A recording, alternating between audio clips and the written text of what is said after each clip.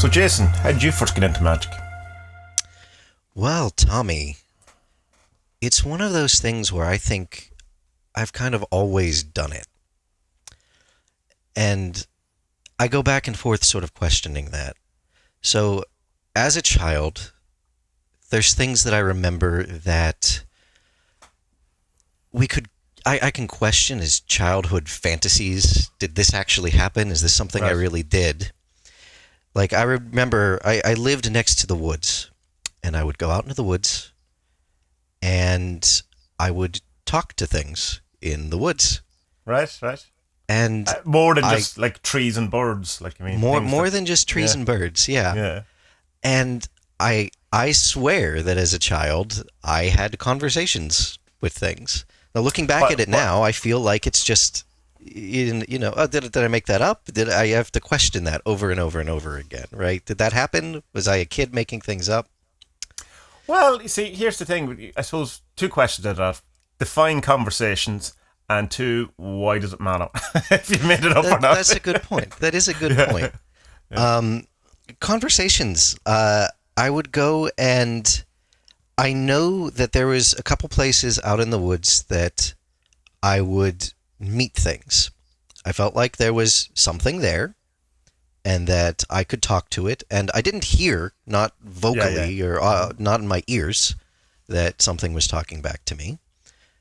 But I just kind of knew whatever little questions I would ask, whatever these things were, I would get an answer. And it was simple things, just, how are you doing today? You know, is the stream over here okay? Can I go find frogs in it today? Yeah. They're like, yes, there's frogs down there. It wasn't like, what is the lottery numbers for Saturday night's jackpot? You missed out there. You had I did. I should have asked. And what age were you at this? Like, how young were you? I probably started around when I was like 6, and then up until I was like 10 or so, when I'd go out in the woods there. So what was the kind of background you were coming from? What was your family? Like, was this, let me see, what I'm asking is, was this kind of a normal thing that might have been, like, was your mum a witch, or, like, was it an extraordinary thing for you as a 6-year-old to go out into the woods? And going out of the woods was something I normally did, but no, my mother wasn't a witch. My family wasn't into magic or anything like that.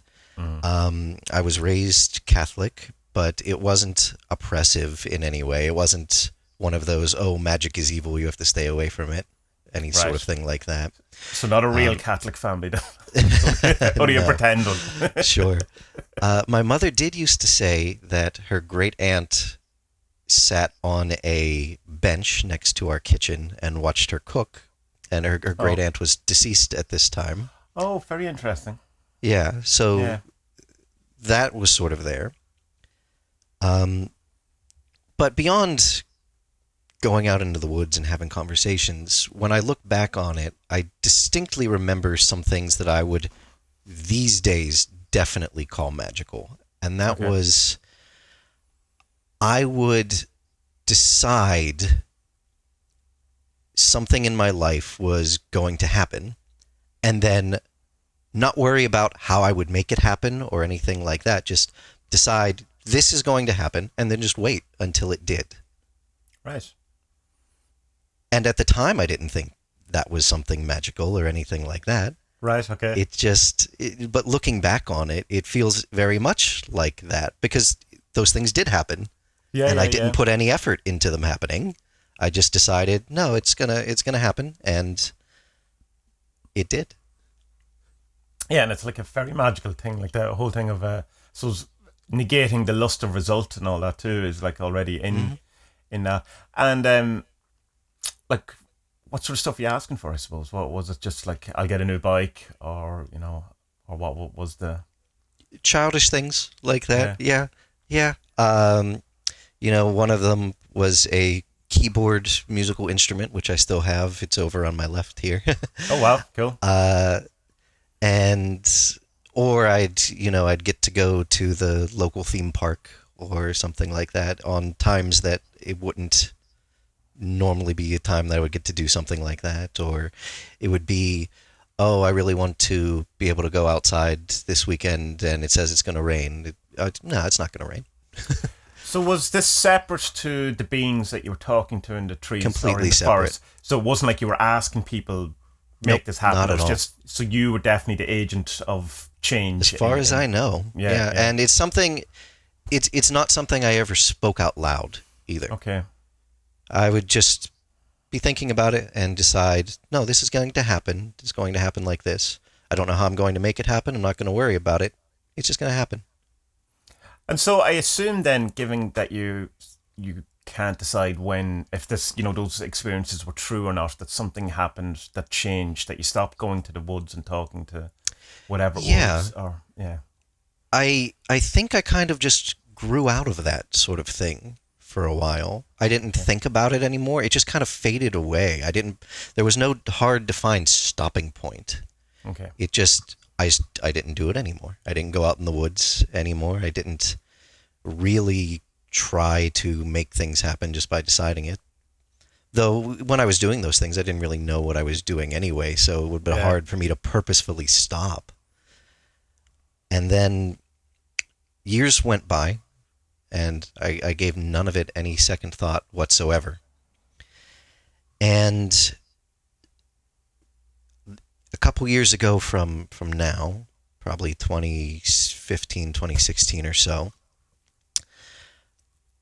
I started getting sort of interested in these things again spontaneously. The first thing that I picked up was reading tarot cards. And I didn't have a real purpose for it other than it's very popular in the area that I live. And rather than going and getting a reading from someone, I had never gotten a reading from someone before. I just decided one day I'd really like to know how that worked. And so I went out and I got a couple books on tarot and a deck, and then another deck, and then another deck, and they just kept rolling in. Right. And I learned how to read tarot. And I spent a long time trying to figure out, how do I make this work, first of all? And then after I realized it didn't take that much effort to get something interesting happen with it, it was, okay, why does this work? What is going on? Why is this working? And trying to explain it away. Can I just tell any story I want with this and it'll work no matter what cards I draw? If I purposefully draw different cards, will that still make something interesting? And is that because I am just making up a story that fits with whatever's going on for the question I'm asking with tarot, or is it because they're actually working in some way? And then from there it went, there's no way I'm going to actually know how this works. In what ways is it useful for me? Right. Yeah. Which is, the better question, I suppose. Yeah. Yeah. I agree. And when I stopped caring how it worked, people started asking me for readings and stuff constantly. Just like a switch was flipped. I would always have a deck with me at parties and events where I would be out with friends, and people would just ask, hey, can you do a reading for this, a reading for this, a reading for this? And from there, I went to a sort of theater event, and someone outside there was reading runes for people. Okay. And I said, oh, that's really cool. I've never seen this before. Let me go get my fortune told by having the runes read. And they told me to put my hand in the bag, draw a bunch out, throw them on the table. And they did that, I did that, and they gave me a reading based on what came up, and it seemed so completely wrong. Just every single thing about it was wrong. And so I kind of went off to the side and I looked up on my phone, what are the names of some of these runes that I was looking at, and they had completely made up names. Right. For them, the reading was completely bullshit that I got. Right. Which was fine. It's someone doing a thing at a theatrical performance or in the lobby of one, and I thought, okay, maybe they know what they're doing. I'll go get a reading, but no, they were just making stuff up. But from there, I was like, okay, I can read tarot. I want to learn how to read runes now. Yeah. Let me go get a couple sets of runes and figure out how this works. and it's similar enough that it's easy to pick up once you know how to do one. Yeah. And from that point, I've always been sort of heavy... Just before you go in, I suppose, any go ahead. When you first came across the tarot and, you bought your first deck, and the same with the runes, was there a kind of a sense of, I already know these, or was it a completely alien, I know nothing about these, I have to learn, or what was kind of the feeling that was going on? From switching from tarot to runes, no, it wasn't that because I know tarot, I know all of these runes. Mm. It was, this is all a different set of symbolism. I need to learn that. Yeah. But the act of doing the divination felt the same. Okay. Yeah. Right? These are different methods and ways I can make a story out of pulling different things out or throwing them down on the table or something like that. Completely different symbolism. Some of them somewhat similar, but not terribly the same ones. No. They give different answers, different types of answers to things. But the methodology of it feels very similar, at least to me.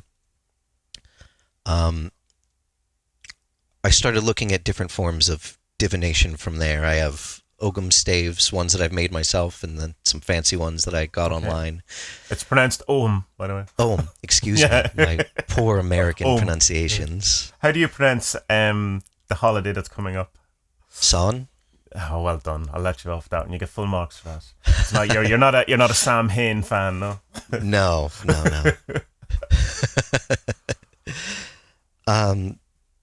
So yeah, how did you get on with the Ogham stuff? Because Spud's been doing a bit with it recently and stuff, and it's something I could never get into because I don't think it originally was any sort of divination used as a divination. Well, but of course neither was the runes, and of course neither was the tarot. So and it's very sort of did you get on with it as easy as you came to the tarot and the runes, or? I do not have them memorized. I have to look them up I have notes on them, and I have to look them up in my notes every time I want to do them, just because I don't have them memorized. But I like them. I like the symbolism of all the individual trees and plants within them, and I think it's because I spent a lot of time in the woods in my youth. It feels very... It feels kind of like home, sort of. Right, yeah. You know? I know what you mean, yeah. Were you doing any kind of magic at this point with, incorporating the tarot or, the magic side of the runes or anything like that? Or was it... Not at all yet. Right. So from this divination stuff, well, not really from that, just sort of simultaneously as I was learning all of these things, I've always been sort of interested in the mind and the nature of the universe and how they sort of connect to each other. Okay. Mm-hmm. And I started doing a lot of reading about physics and the study of consciousness, and those sort of things led me to more esoteric ideas about these things, which led me to remote viewing and to the gateway experience with astral projection and things like that. And I found a full set of the tapes from the gateway experience, and I started giving them a try. And I felt interesting things in my head, but not too much happened. I didn't have any spectacular experiences or anything like that. You didn't end up in a castle on the moon or anything like that, no? No. But after I started doing those, I got the whole way through the Gateway program. I tried some remote viewing on my own. Didn't have great results. And one day, about 2.5 years ago now, I had a dream. And this is the most vivid dream that I have ever had in my life. Okay. Even to this point, I've still never had one that's been as real as this. It did not feel in any way like a dream. Okay. And have you had other lucid dreams previous to this, or? I never had. Nothing.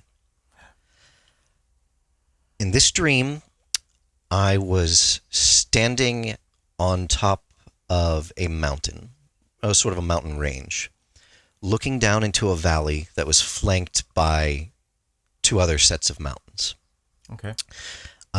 Where I was standing, there was sort of a peak, a little dip, and then another peak. And I was kind of right in the middle between those, looking down into this valley. And there were other people around. And the other people were sort of dressed in, I'd say, sort of Middle Eastern style robe clothing. Okay. I had no particular awareness of my body or what I was wearing or anything like that. I just knew I was there with these people. And on the right peak, there was a large stone temple, sort of like a Jewish-style temple that you would have seen in Jerusalem or something like that. Right. Yeah. On the right side on the left side, was the ruins of a very similar building. Okay. And the people around me were walking back and forth between these two buildings. And then the sky started to get dark with heavy clouds. I heard from down in the valley horns, one after another, getting closer and closer, just blaring. And I knew that somehow signaled a storm was coming. And lightning began flashing in the distance. And the wind picked up and started blowing incredibly heavily. And the people started splitting and going directly to either one side or the other. And I went to the side on the left. And there was a large square hole in the ground there, kind of like a well or something like that. Okay. And just as it started to rain, myself and the other people there climbed down into this well, which led into a tunnel, which led to this gigantic set of double stone doors. The doors, without us doing anything, swung open. We all went inside, and they swung closed. And we were just in a single stone room. And from near the top of the room, there was a small opening, and this sort of blue mist came into the room. And it took the shape of this blue humanoid figure with sort of a golden nervous system, circulatory system sort of running through it. Okay. And like similar to the half-reformed Dr. Manhattan, something like that? Or, yeah. Okay. That's a good way of looking at it, yeah. And it spoke to us, but it didn't speak out loud. It spoke in our heads. Right. It was probably about like 12 feet tall or so. It sat down, and when it was sitting, it was the same height as we were tall, basically. Okay, right. And we asked it, what is this place? What's going on? And it says it was here to answer questions. So people started asking it all sorts of things about the nature of the universe. Some people asked it, are you God? Is there more than one universe? Is this only one universe? And it gave answers to all of these. It did not claim to be God. It said it was just there to teach people. And then eventually, people stopped asking questions, and we all got very tired. And I asked it, are we allowed to go to sleep? And it said, yes, you are. And as soon as it said that, a brilliant golden light came out from around where its heart would be, and it just filled the room, and then I immediately woke up. Wow. So what did... Well, obviously that's... it's going to take you a while to process that, but what did you do after that? Like, did you go back to sleep? Did you, quit your job and become a monk, or did you, None of those things. I probably tried to go back to sleep for about 10 minutes and realized it wasn't happening. Then I immediately wrote this down. Yeah, I've never written a dream down before. That was a new thing for me as well. So I didn't have any sort of symbolism vocabulary that would have explained any of this to me at all. And I started just Googling things, looking for anything that I could get some sort of information about this. I saw some things where people said, "Oh, we go to sleep and then we go to school for different things sometimes." Yeah. Like that's interesting. That's kind of similar in some way. But in Googling all of this, I found online different forums, including like Reddit, for chaos magic. I'm Right. like, what's that? Mhm. That's really interesting. What's that? And from that point, that just opened the floodgates to every other little bit of magic I have done in the past couple years since then.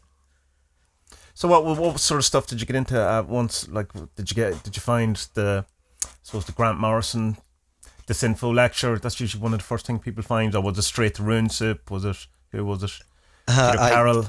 I did see Grant Morrison. I picked up Peter Carroll's books, Alan Chapman's Advanced Magic for Beginners. Of course. And then from that point, I started collecting as many magical books as I could and started reading through them. I taught myself astrology. Not really into it, but I just wanted to know how it worked. Yeah. I kind of stayed away from the more witchy side of things. Like the Wiccan type thing, is that what you mean? Yeah. It didn't feel right. It didn't feel like things that I was supposed to be looking at or doing in some Which is way. interesting, given the kind of forest, earth-based, I suppose, magic you were involved in. You know, initially, it would seem that you'd be an obvious candidate to gravitate towards some sort of neo-pagan type path or something. But so it's interesting that you didn't feel that, you know. Yeah, it didn't feel, I think, connected to reality in the way that those sort of things used to be, because those were something I just did and I didn't really think about it. This kind of stuff was, what sort of mystical things could I be doing? To change the world right now, to change my world and to change myself. I didn't have that sort of connection between doing magic and the rest of my world at that time when I was looking through all of this stuff. So what was the first actual practical magic that you did that you rather than, as a kid where you just kind of, it came out of you? What was where you go, right, I'm going to do some magic? What was it? Very first thing that I did was a sigil, and it was to make my dogs please stop barking for the rest of the day at least. and they did. I thought you were going to have going to give me the horror story, and the both of them dropped dead. No. My dogs love to guard my home, and one of them will bark if someone opens a car door 3 miles down the road. Okay, fair enough. Yeah. And I have never seen him just as quiet and docile as the first time that I did that. Yeah. He just went and laid down and took a nap for the rest of the day. So did you do 10 more sigils immediately? I tried a whole bunch more stuff, and none of them worked. Or they worked in some way, probably, but I don't know. I know that's kind of to say, magic always works, just not in the way you expected, or I just go say, sometimes magic doesn't work. There's just no quite. It just doesn't. There's no way out of it. Right. But there is that kind of thing that it seems to happen to everyone, that at the beginning you're kind of given a couple of free passes here. You can do whatever you want. You have 3 wishes, and then after your 3 wishes, now you have to start the work. You have to start doing the things, and so everything kind of falls away. So chaos magic, you had that. How did that progress? Then from just trying to gather everything that was around you, did it turn into a daily practice, or was it one particular area? I know you said you looked at astrology and didn't like it. Was there, did you go into, I don't know, Kabbalah and not like it, or did you find, stuff that you were... What happened next? Yeah, sure. Chaos magic did not become a daily practice. It became I need something, or I want something, or I want something to be different. Try to do something about that. Mm-hmm. And it was sometimes used for that, and sometimes not. And I sort of fell into finding the Golden Dawn type ritual work Okay. from that point.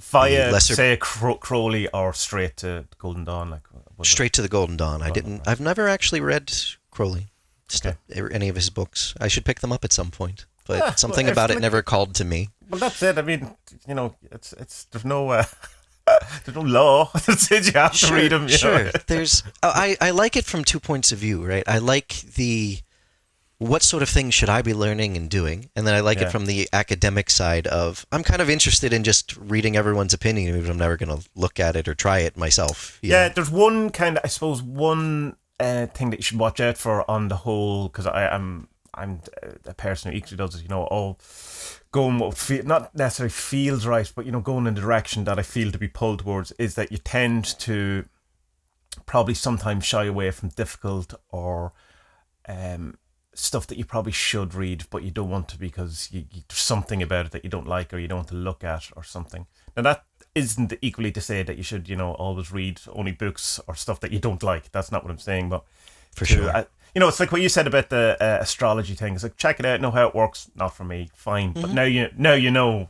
It's that whole kind of, I suppose, chaos magic thing that I love and hate at the same time, is the immediately turning it into your own thing. And you go, well, sometimes you should do it right first and know why you're changing it.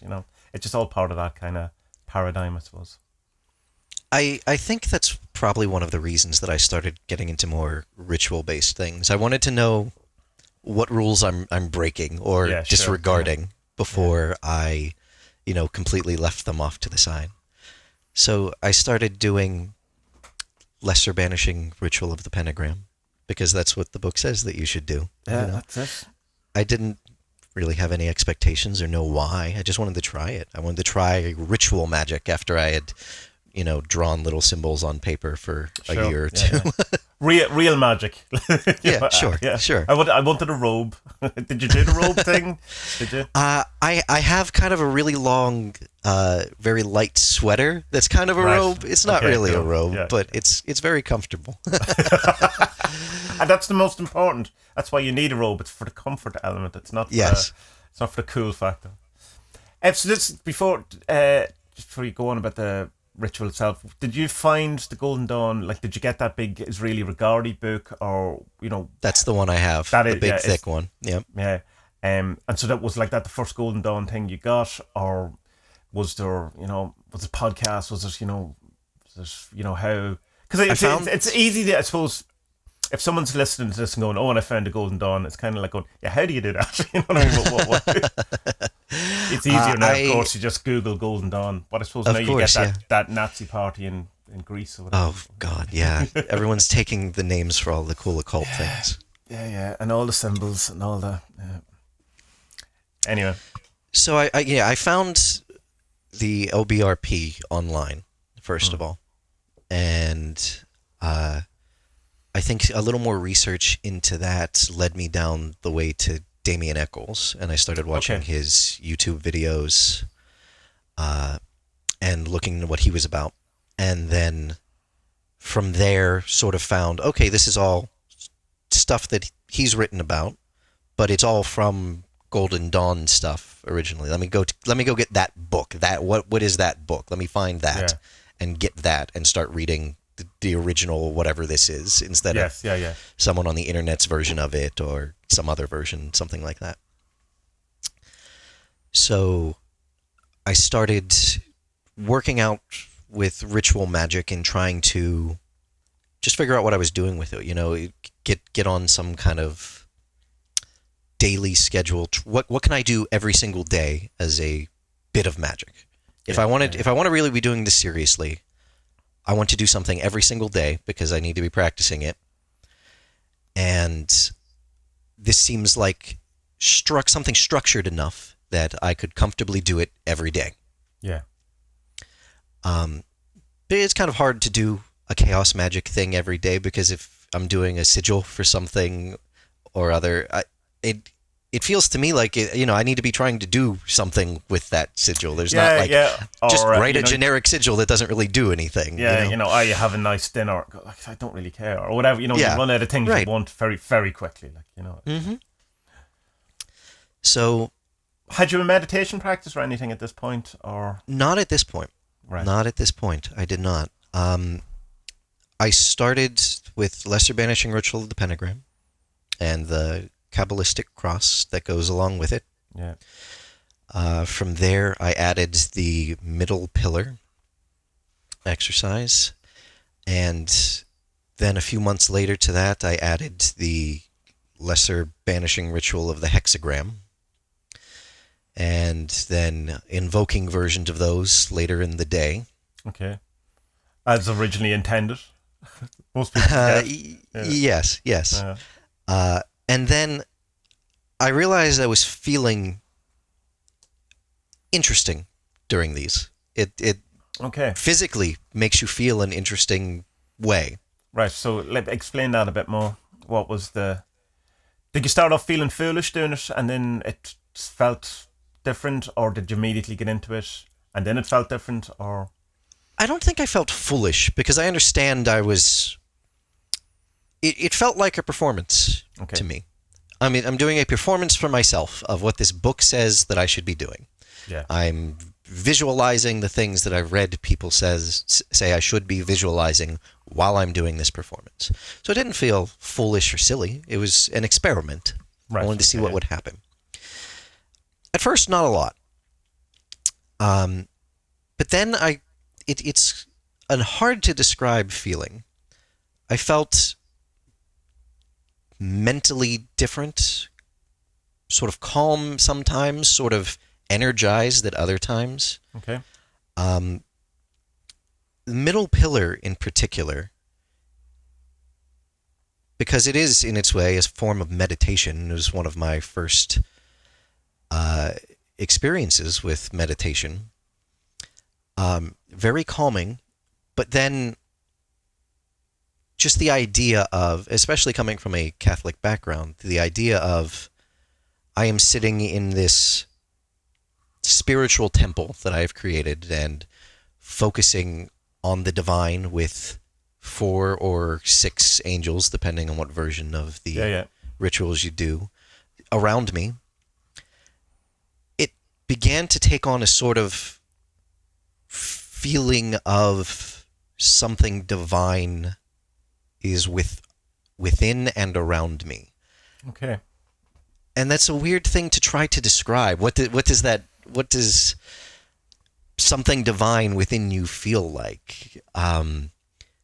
It felt joyful. Okay. Was it terrifying? As these things usually can be? It was a little bit scary when that part sort of started to happen. It felt energizing. It felt powerful. Right. And so, me being sort of from a scientific background, I decided I want to know what the hell's going on in my head while all of this is happening. Yeah. And I went and I bought this little headband that I have over here. Okay. And it's used for meditation. It's got like a guided meditation program that goes with it, and it measures your brainwaves. Oh, is this the iSense thing? Is that what's not iSense? This is the Muse headband. Yes. Yeah. It's about $300 or something, isn't it? I got it on sale on Amazon. Okay. It cost me like $70 for the original version of it. Yeah, right, so not too bad. No, you did well. Is it well? Is it any good? It's decent. Decent. It's decent. It's useful if you're not very experienced with meditation and you need to understand how to calm your brain down. It plays noises in the background while you have the headband on, and as it measures your brain waves, if they're very active, it plays like more and more noises. The one I usually use is like a rainstorm. Okay. It gets rainier and rainier the more you're thinking about stuff, and then the rain slows down and calms, and birds start chirping if you are calm, and it's very relaxing. Right. But that's not the main reason I bought it. I wanted to know what the hell was going on in my head. So I am a software engineer, and I made a little thing that can get the raw output from the electrodes that are touching my head. Okay, very cool. And so I put it on when I started doing meditations and stuff and trying to figure out what the hell my brainwave activity was doing. And what did you notice? So there's a lot of different states of that your brainwaves can be in. Alpha is the normal awake one. Theta waves are usually when we're around falling asleep and we're being creative in some way. Yeah, that's the new age hype, is the theta stage, isn't it? Like, yeah, they're all about that. Yeah. And theta waves are where at least my brain goes when I'm doing most of that ritual work and visualization. Okay. They massively are louder than the rest of my brainwaves at that time, except when I get into the middle pillar. Okay. At which point I get an incredibly high level of gamma waves. Oh, right. Interesting. Which are a more recently discovered one, and they are usually only seen by people in some sort of deep meditation. Yeah. So that is whatever it is that I'm experiencing when I'm doing that sort of thing. So did that give you a bit of a boost, I suppose, then on going, well, it's more than just, for want of a better word, imagination. I'm actually physically changing. I think it did. Myself. Yeah. It definitely did. From there, I went back to the Gateway program because I wanted to put the headband on and see what happened when I listened to these binaural audio things that are playing in my ears and seeing what's going on. And I started having interesting mental experiences as I followed these tapes. I would be in fantastical places sometimes. I would contact different spiritual guides that they tell you to have, which are interesting, right? Because some of them are like, oh, tell your spiritual guides to come over to you now. And I'm like, well, what if they're busy? What, are they doing something else? Why would they just come whenever I ask them to come? What are they? Are they doing something interesting? Do they have their own existence outside of my head of what's going on? All of this led me to eventually have an actual astral projection here in the physical world. All right. Okay. Which was very mundane and brief. I've only had 3 or 4, and they've all been incredibly mundane, which is a weird thing to say about astral projection. Like right? you astral project and like go to the fridge and check if you have milk and then come back. The few times I've done it, I have not at first realized that I was astral projecting until I had to, until I like turned around and I would see myself laying on the couch or on the bed or wherever I was. I've never been able to do it on command. It's been after I've been doing things related to it. It sort of just spontaneously happens at some point later, not when I've intended to do it. But yeah, it's just I could walk around my house. I could go outside. I could walk through the wall. I could fly up into the air a little bit. Yeah, and that's about it. You know, you can't do too much. You say fairly mundane. You still got to fly. Still got to walk through a wall. I mean, that's also very true. That's very true. I've noticed the experience of it fades. At least for me, it fades rapidly after. Like your happens. Childhood experiences, or like a dream, or both? Like a dream. Like a dream. Okay. Like all magic is a bit like that, though, isn't it? Have you noticed? I would think so. Yeah. Like it feels so real at the time, and then 2 weeks later, it's like, I did that. Yeah, okay, kind of. And then a month later, it's like, I think I did that at one point. Did I really do that? Did that actually happen? I know exactly what you mean. Yeah, there's a normalization that your brain or the universe or the matrix tries to impose on you, which is that thing that I really like about Ant LaVey, his thing where he says that if you get something by magic, always say it's by magic or it's taken away from you. And I think it's pointing to that exact thing, that eventually it'll be taken away from you as a magic moment if you let it, that you have to keep reminding yourself, no, I did a thing and it happened, because your brain will go, no, it didn't. No. Yeah. Yeah. You find ways to rationalize it away, or just forget it, or just let it fade into or lessen the importance of it. Like, say you see, I don't know, one night I seen like a star exploding, and it was the most amazing thing. And even at the time I was going, what? Wasn't a Right. firework, wasn't anything. But I have to constantly remind myself that happened and that it was, miraculous. Because my brain's kind of going, yeah, it's probably a firework. It wasn't a firework. I know, I've seen fireworks. But it is, part of you that's just going, no, forget that. Don't look at the man behind the curtain. Come on. Right. Just keep your eyes on the news. So when you were doing these things, middle pillars, getting the gamma brain state, what was going on in your life? Was there a kind of a knock-on effect? Like the way people, and I've experienced where, sometimes when you do an awful lot of banishing rituals, your life kind of falls apart a bit. Or, for other people, it can massively improve. They're very rare, those people. But was there something that was going on in your life that was kind of echoing your magical practice? Or was it, even keel? Honestly, not a lot was different in my life. Right. When I was really into this part of this, which was this past year, is when I got into all the heavy ritual stuff and eventually picked up meditation and stuff as well. We were in quarantine, right? We had just started quarantine, so I mean, maybe you could say the world sort of fell apart when COVID happened. Yeah. But nothing really happened. The entire world changed dramatically. Yeah. But nothing happened. No. Yeah. I think it sort of coincided with that. I sort of started near the end of 2019, and then early 2020 we got into quarantine, and that kind of just gave me time to be in isolation and practice all of this stuff without any other interference. I am a completely different person now from when I started this. From magic, or from maturing, from growing up, or all of the things from circumstance, or do you point at magic as it? I point to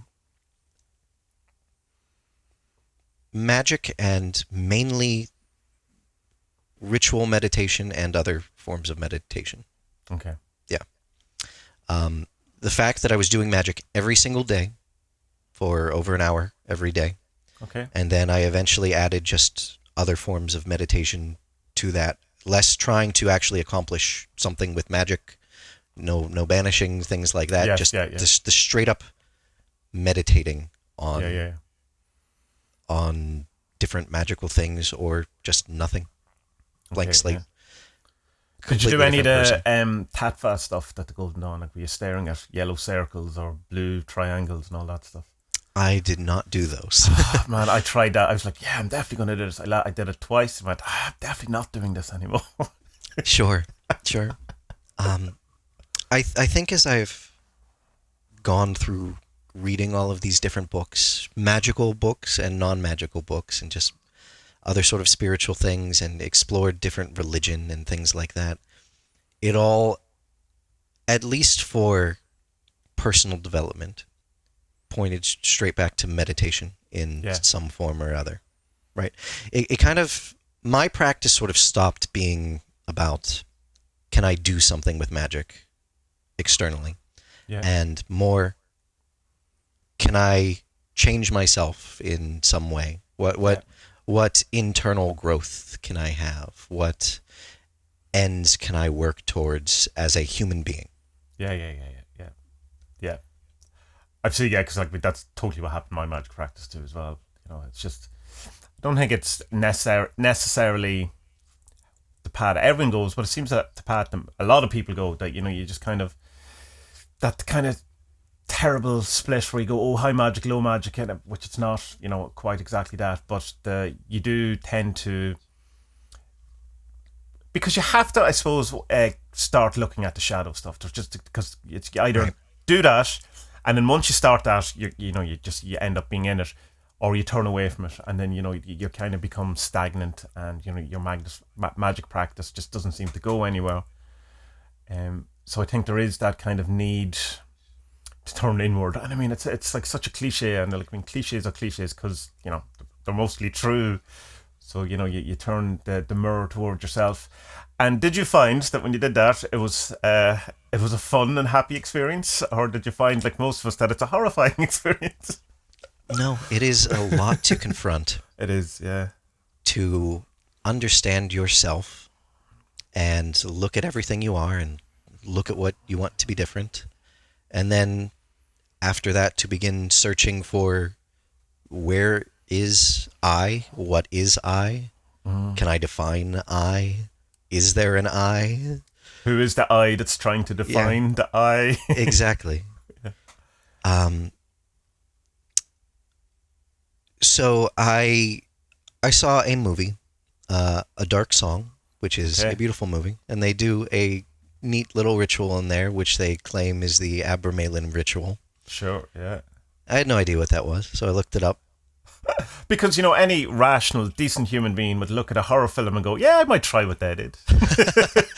I had been looking at reviews, and I had seen that it is an actual ritual they were trying to do in the movie. It is a real thing that existed, so I wanted to know what it was. Mm-hmm. So I find, you know, the ritual to gain the knowledge and conversation of your holy guardian angel. And I'm like, well, you know, what is that supposed to be? I'm Catholic. I know what a guardian angel is. Sure. I remember as a child, we would do a thing where we'd pray to our guardian angel and ask it to take care of us and tell us what its name is and things like that. And I'm like, now that I think back on that, wait a minute, what? What its name was? What? Yeah, that's interesting, isn't it? That's very strange and different. But I looked it up. I got the book. You're supposed to seclude yourself for the 6 or 7 McGregor months. book. Is this which translation did you end up with? The Golden Dawn one. I do not remember which one I have, honestly. It's sitting over on my desk. Well, which one is it? Is it 6 months or is it a year and a half? It is. It is the 6 month one. So it's McGregor then. Okay. And was there any kind of thought of getting a house in the woods and having a magical retirement for, well, I suppose the magical retirement was the lockdown, really, wasn't it? I suppose, Yeah, it was.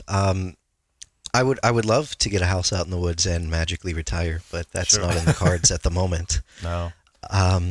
That's the dream. We can all live the dream. Yeah.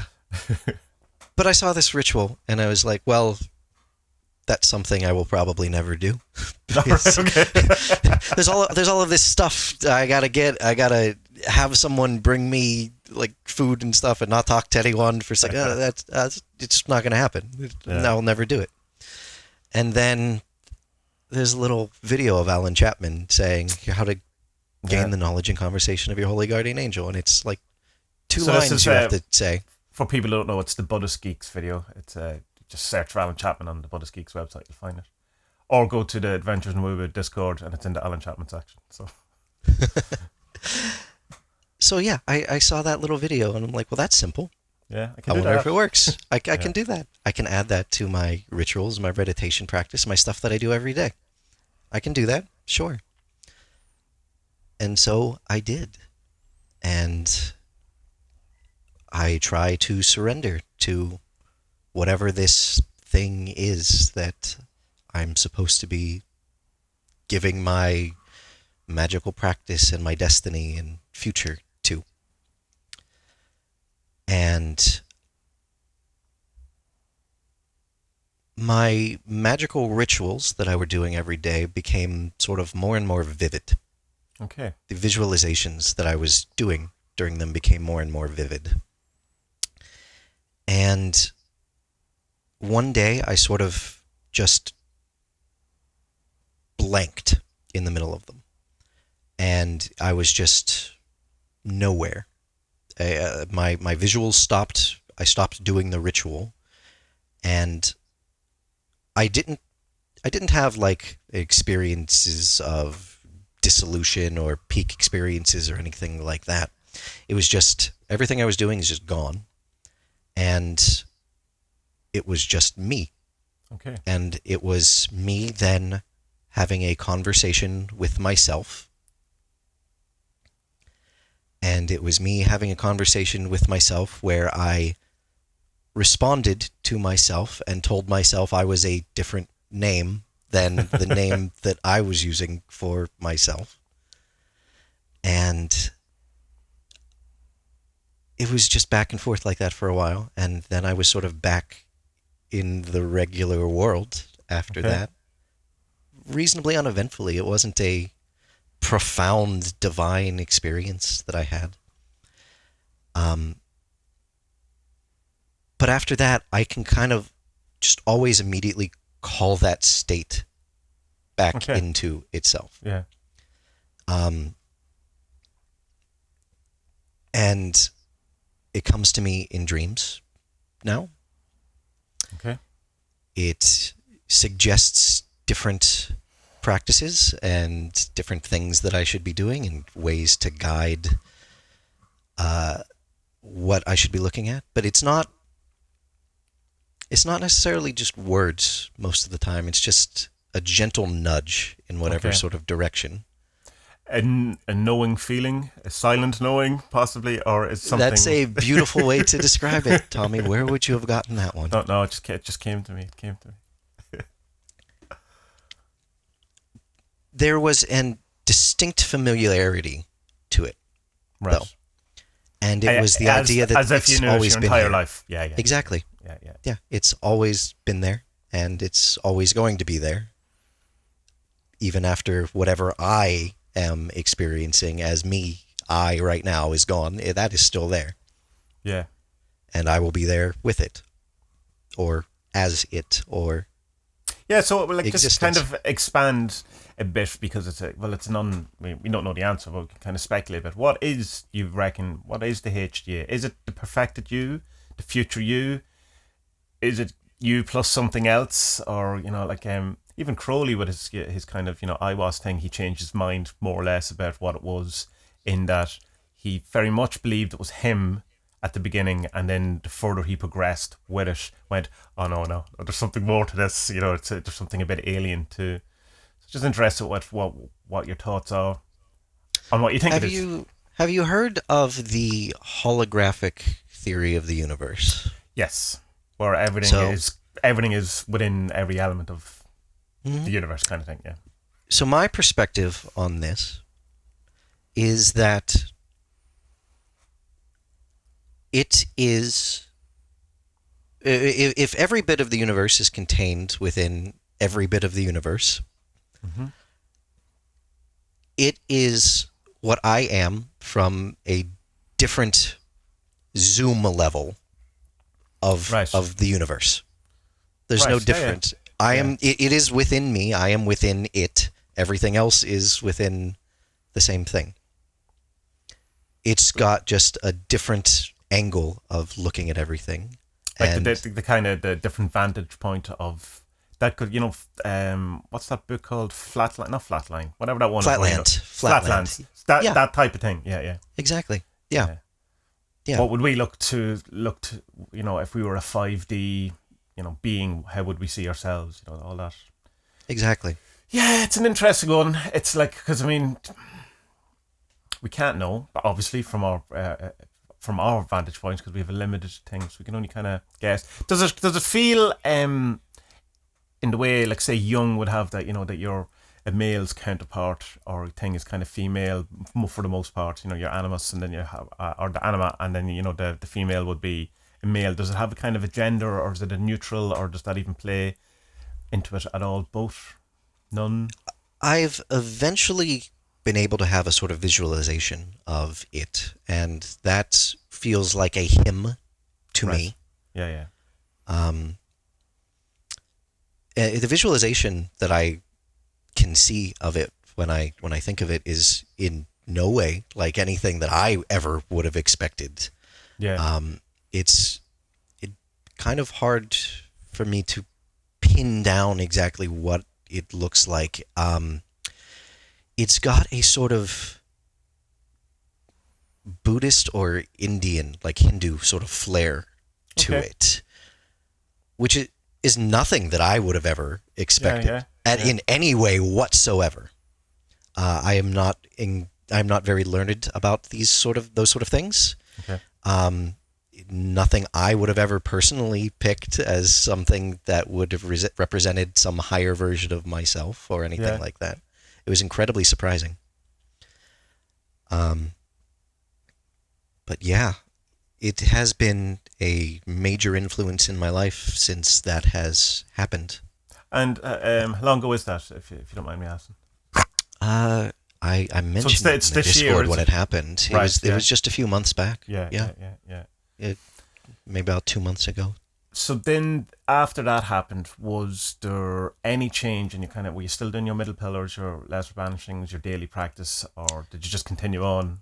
I asked, what should I be doing for now? Do I need to keep doing the middle pillar? Do I need to keep doing the, lesser banishing? And the answer is no. You can stop that. Okay. And so I did. I stopped that.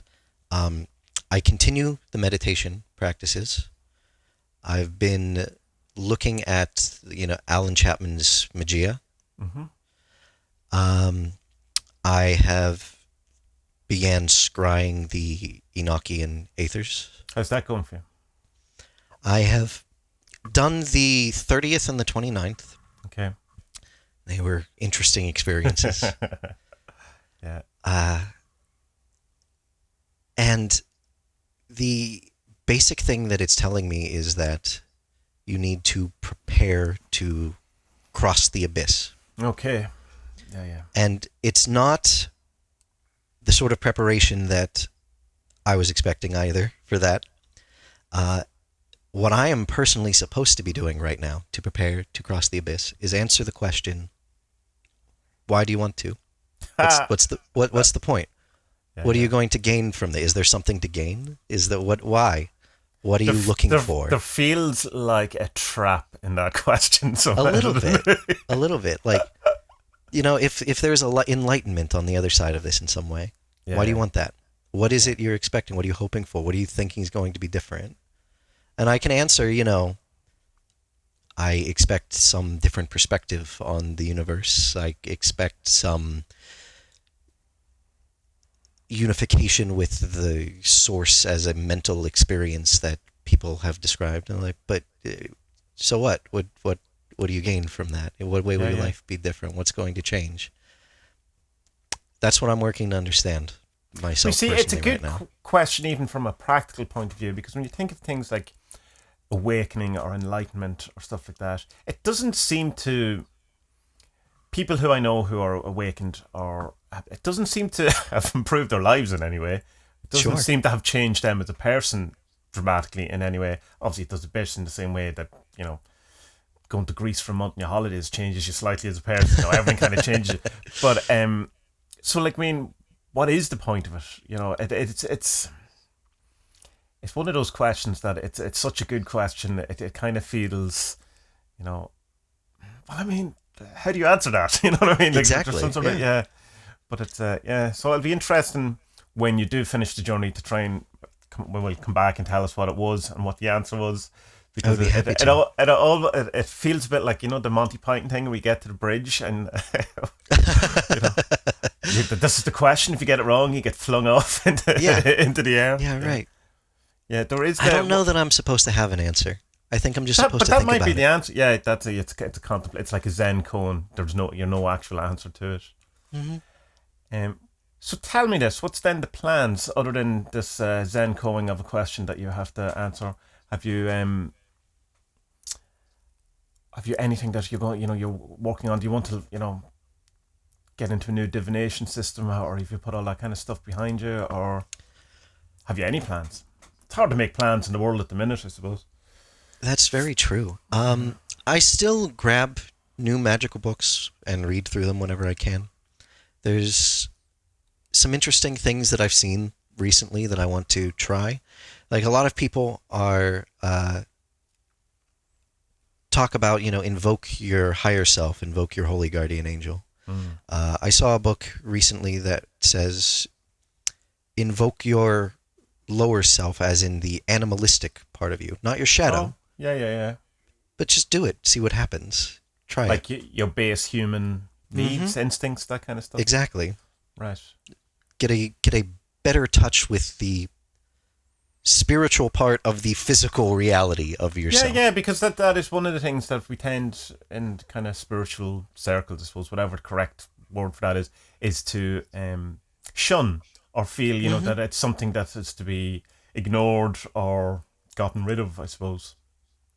In the same way, we have that kind of thing about, the world is an illusion, so we don't have to worry about it. It's not real anyway. That we kind of have that same kind of. So that's very interesting. I like that. That's something I'm gonna. What is the book, or where did you come across that, or is it just a thought that came to you? Yeah, that's in the book Psychic Witch. Right. Okay. Yeah, I've seen it. I don't have it, but I'll look into it. Is it a good book? Other than that, what I enjoyed it. Yeah, it's got some interesting thoughts and practices in there, and it's more about your mental processes and stuff than it is about, say, this incantation and money comes to you. So I really enjoyed it. Yeah. How are you getting on with the Margia stuff? You still enjoying it? I am. I've been on and off working my way through it. I stopped for a short time, but I am on part. I just finished the Beloved practice. That's the one that I just did. So I'm on whatever's after that. The reason why I'm asking it is that I think you will find some of the imagery towards the end very interesting in relation to your lucid dream that you talked about earlier on. Oh, really? Okay. Yeah, not the Dr. Manhattan bit, but the kind of symbolism of the mountain and particularly the storm and stuff like that. And the fact that you have originally the whole forest element. I'll not give you any spoilers. I'll let it unfold itself in front of you. So, is there anything else you would like to touch upon, or anything you want to talk about?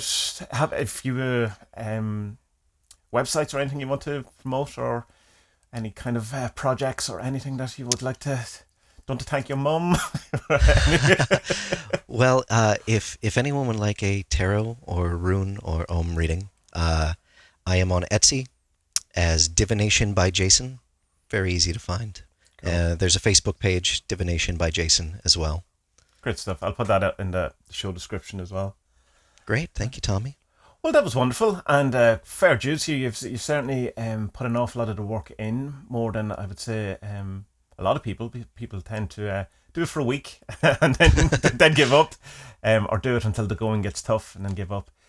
So yes, it's a testament to you, and fair dues to you, and well earned. And I hope that you find the answer, or find that there is no answer to the question you've been posed, and you your meetup with Cronzon is quick and as painless as possible. Thank you very much, Tommy. So we'll do it again. We'll talk soon, and be well. I'd love to.